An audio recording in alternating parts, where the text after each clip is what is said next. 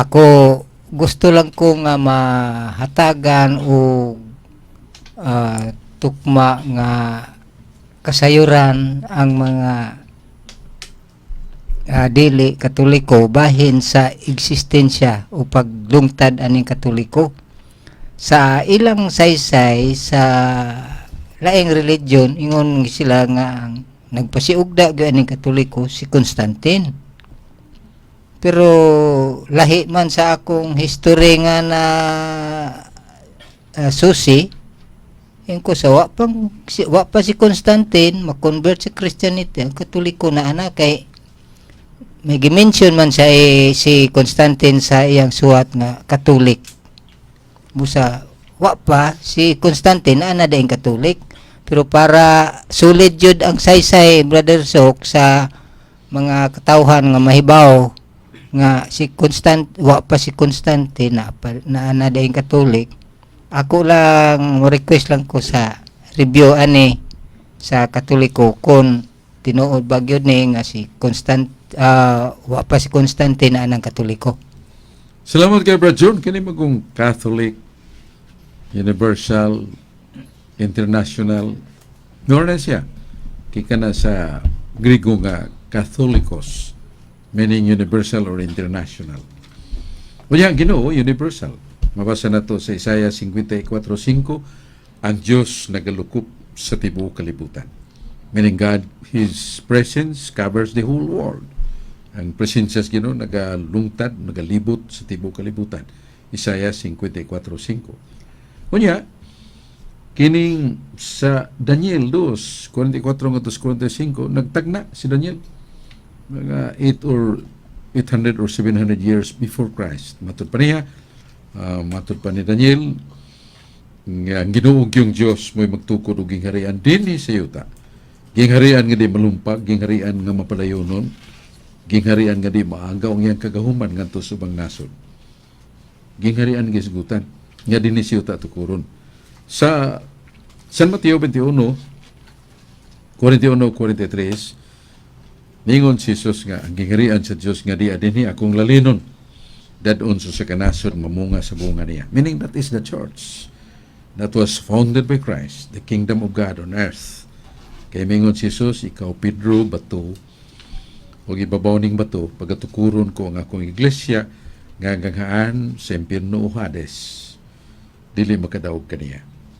O ipakailap kini sa tibuok kalibutan. Paingon niya, panglakaw ka mo, iwaling may balita sa tibuok kalibutan. So, that is the meaning of the word Catholic, Catholicos, or Catholis, meaning universal. Yan, mabasa sa nato sa Buhat 9:31 sa Hollis Handbook, the Bible, page 754, the first New Testament was written in Greek language. Kanina bagong testamento pagsuwat na kumpleto yun ang New Testament, Grigo ni. Nga sa Buhat 9:31 sa Grigo, Himenon Ecclesia Catholistis Judaias kay Galileas kay Samarias irinin ekinin oy komodo momine. So na diyang daw ka word Ecclesia Catholis. Nga sinisipya ang iglesia makailapon milatas sa Gresya, magbam sa Asia, sa Galilea, Samaria, ubang dapit gilig-on sa Espiritu Santo. The word Ecclesia Catholis, the words Ecclesia Catholis na sa Biblia.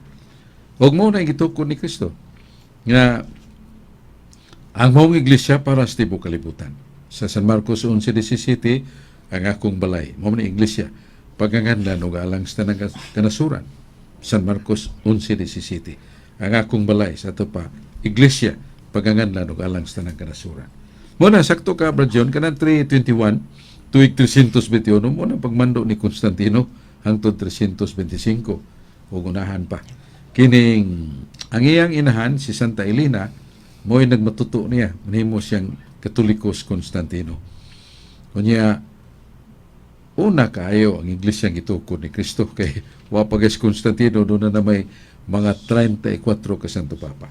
So ni modo dili tinuod nga si Constantino nagtukod sa Iglesia Katolika kay wapagas siya matao ang iyang inahan nag-unaman Katolika na magdaan niyang inahan. In fact, kung maadto ka sa Holy Land, sa Jerusalem, mahinganghang mahibong ka kadagko os mga simbahan. Kanang simbahan sa Nazareth, simbahan sa Bethlehem, kanang natawhan ni Jesus, o simbahan sa The Holy Sepulchre, pagkadagko simbahan makalilisan. Pinimog mga bato nga sinapsap, niya, kitsa man ay nagpasiugdan ni katukod ni pagkadato katingali ni Santa Elena, inahan ni Constantino. Giningon siya siyang anak mo, anto ko sa Holy Land, anak. Tukuro na itong monumento ni Kristo. Do as you will, mother, but cooperate me, my son, because Palestine or Israel are under your kingdom, under your being empire. Yes, Madam Mother. You can use all the resources, all the materials to establish and to construct the churches you do like. Tanang mga resources, mga bato, mga kahoy, sagun sa inahan ko. Ubos man ako kung may makamando kay sakop man na sa imperyo sa Roma ang Israel. So nahimo sa inahan ni Constantino, mga dagko kayong simbahan, all the engineers, all the masons, mga uban pa diyang kanang masons kanating himos mga bungbong o kanang tiles. Tindot kay mga simbahan. Hangtod karon, mulibawat yung malhimog kadako pagkakaraan. The oldest church, kanang mga dagko kay ba na diha. So mo na nga sakto imong ingon Bradyon nga di na tinuod si Constantino mo nagtukod sa Iglesia Katolika. Kaya wa pa siya matao, diha nang iyang inahan naguna niya usa ka Catholic niya na Santa Elena.